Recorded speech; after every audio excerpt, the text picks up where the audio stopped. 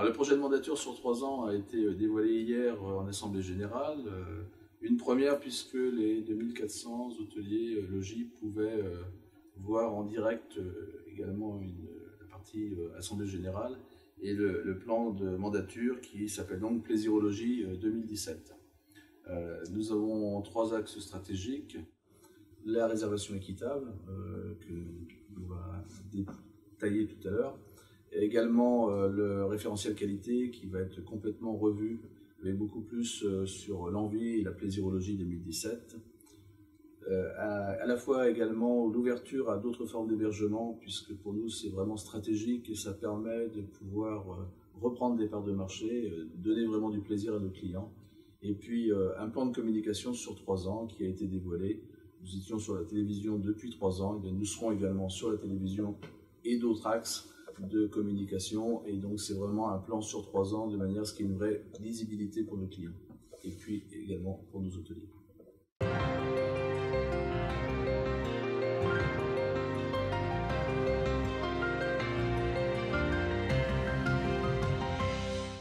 On se réengage sur 3 ans dans les grands médias avec un budget assez conséquent et qui va privilégier donc double moyen, le média probablement télévisé et web qui est incontournable aujourd'hui et qui va mettre en œuvre en fait notre nouvelle baseline qui est bienvenue en plaisirologie avec là aussi de nouveau une saga de 3 films et donc qui commencera dès 2015.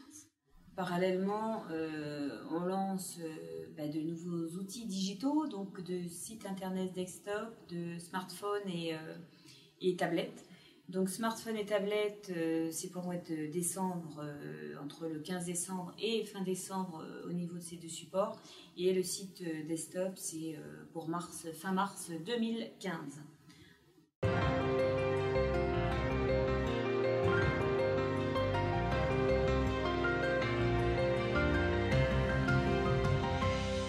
Alors la réservation équitable a été dévoilée. La réservation équitable, tout d'abord, nous avons déposé le logo de réservation équitable qui nous appartient aujourd'hui, qui sera également mis à disposition pour les hôteliers s'ils veulent communiquer sur la réservation équitable à partir du moment où ils ont un bouton de réservation qui est le bouton de réservation le moins cher du marché, puisqu'on est à 2%, un bouton de réservation qui permet vraiment d'avoir sur du online une réservation directe et sécurisée pour nos hôteliers.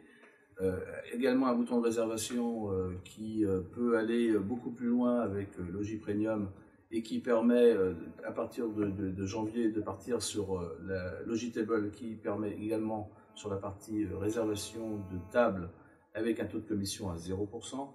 Nous avons aussi une réservation grand public qui est la moins chère du marché puisqu'on est à 6% aujourd'hui. On a les chèques cadeaux qui sont aujourd'hui une vraie réussite et les chèques cadeaux depuis des années fonctionnent très bien avec un taux de commission à 0%. On a notre programme de fidélisation au logis qui est né au 1er janvier 2013 avec 13 000 porteurs, aujourd'hui plus de 90 000 porteurs, 110 millions d'euros de chiffre d'affaires générés par ce programme de fidélisation, 1,6 million de chiffre d'affaires dans chèque fidélité qui reviennent dans le parc puisque les hôteliers reçoivent les chèques fidélité et là ça permet aussi par rapport à ce que ça nous coûte de retrouver du chiffre d'affaires par nos clients.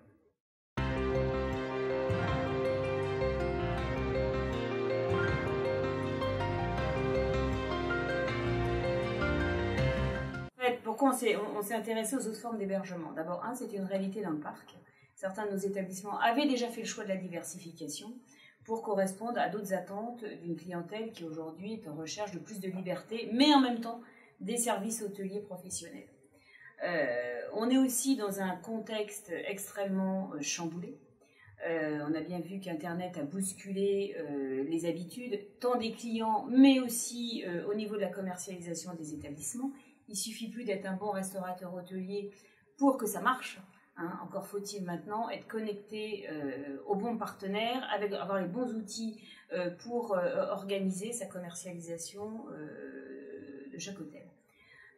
Ça, c'est un premier point. On a bien vu la prise quasi monopolistique sur le marché des OTA, on va y revenir, Booking, Expedia, etc., qui du coup font qu'il y a une érosion de la marge auprès de chaque hôtelier, mais qui sont aussi des aspirateurs de disponibilité, donc il faut se battre avec ses propres armes. On a aussi la montée de ce qu'on appelle les pro-am, parce que les professionnels amateurs, qui sont en fait des particuliers, mais qui ont le talent de cette génération marketing digital, et qui derrière des sites assez puissants aujourd'hui commercialisent de l'hébergement de particuliers, mais viennent en parfaite concurrence forcément avec l'hôtellerie, et en même temps n'ont pas forcément les mêmes règles, ni fiscales, ni sécuritaires entre autres. Donc face à tout ça, il y a une stratégie, il faut résister, mais aussi contre-attaquer. Voilà. Donc résister, contre-attaquer. Donc pour contrer tous ces phénomènes aujourd'hui que l'on vit, des tendances de fond qui sont probablement irréversibles, pour aussi regagner des parts de marché sur une clientèle que l'hôtellerie a perdue. Aujourd'hui, l'hôtellerie couvre à peu près 1/7 des besoins des clients. Donc il y a encore 6/7 devant nous. Qu'il faut aller chercher, notamment les familles, les tribus, les amis, qui sont en recherche de plus de liberté, donc, et d'être ensemble, d'avoir une convivialité, notamment pour les soirées, etc., mais qui en même temps ne veulent pas vivre des contraintes domestiques, on va dire ça comme ça, et qui souhaitent avoir un service hôtelier. C'est pourquoi, du coup, on a eu cette réflexion et de se dire, on est sur des valeurs qui sont complètement attendues des clients aujourd'hui, de naturalité, de renouer avec une vraie relation humaine, notamment avec nos professionnels qui sont les patrons de leur établissement, d'environnement, de circuits courts, de bonne restauration, etc., d'ancrage dans les territoires, très clairement. Et il n'y a pas que nos établissements qui correspondent à ça, il y a aussi d'autres types d'établissements, qu'ils soient insolites ou qu'ils soient plutôt pérennes, en dur, voilà. Donc face à ces deux types d'établissements, notre stratégie est de se dire, devenons le référent de l'hôtellerie et de façon l'hébergement personnalisé et de qualité européen. Donc ça veut dire quoi? Ça veut dire que quand on va rechercher un séjour différent, pour vivre une expérience différente, où je serai garantie de la qualité, mais en même temps où j'aurai le choix entre un hôtel, une maison d'hôte, un gîte, ou vivre une expérience dans la cabane dans les arbres, je sais que je peux aller sur le site portail des logis. Voilà. Et donc devenir le référent, c'est avoir le réflexe pour ce type de séjour, et non pas, pas forcément penser uniquement à travers les hôtels. Donc ça, c'est tout le défi.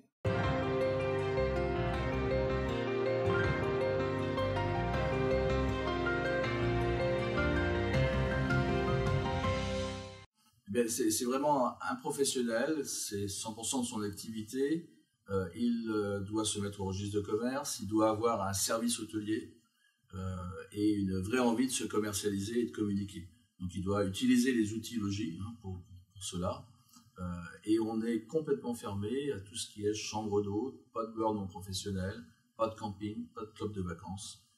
Et on s'est posé la question pour la restauration. Il y a des restaurants qui voudraient être logis. Aujourd'hui, on a dit pas de restaurant seul. C'est vrai que dans l'Assemblée générale, plusieurs avaient fait la demande. Pour l'instant, on n'est pas ouvert au restaurant, mais on se l'interdit pas pour la suite.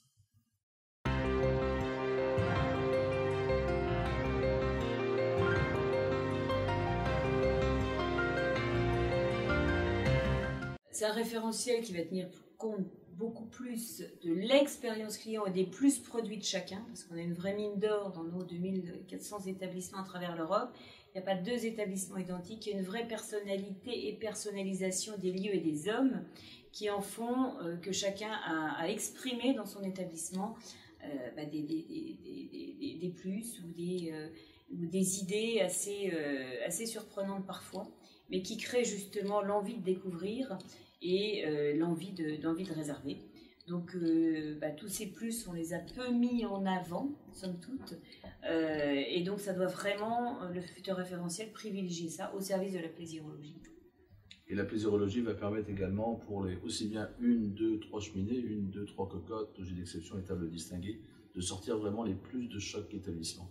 Il peut y avoir des cours de cuisine, il peut y avoir des découvertes, il peut y avoir des cueillettes de champignons, une ferme d'escargots, des balades en 2 chevaux. Et bien voilà, c'est tous ces plus qu'il faut remonter de cette visite pour pouvoir aussi communiquer, et la partie commercialisation et communication sera vraiment un plus par rapport à ça, et c'est ça la plaisirologie. et c'est aussi devenir des plaisirologues. Tous les établissements logis doivent devenir des plaisirologues. Et les avis clients seront aussi intégrés. Parce qu'aujourd'hui, on voit bien que ce sont des baromètres de décision importants pour les clients. Donc, c'est une dimension qui sera intégrée puisque les choses changent aussi, hein, et on ne peut pas les ignorer.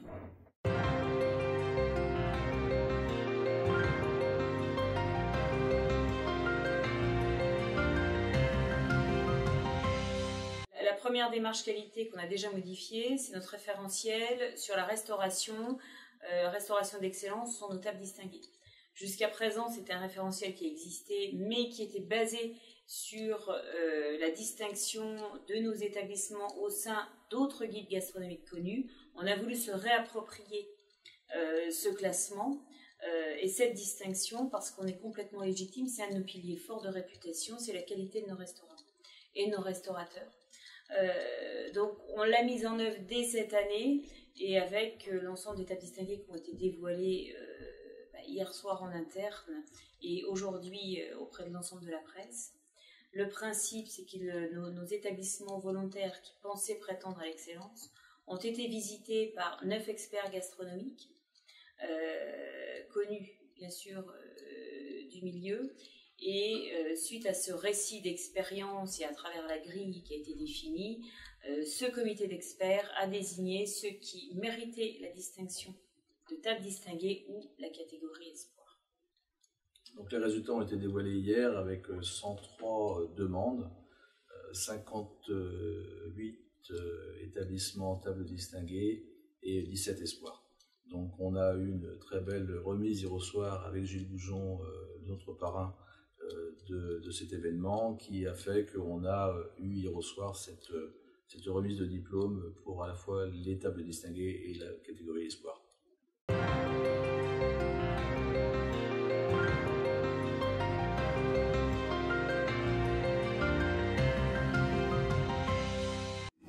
Une reconquête, hein. On est dans une économie qui est difficile, on est attaqué de partout, on le voit bien, les OTA, des fois comme le 118 de 118 où on a été avec des détournements de clientèle. Il fallait repartir en conquête. On est parti en conquête, ce plan stratégique sur 3 ans est basé sur cela.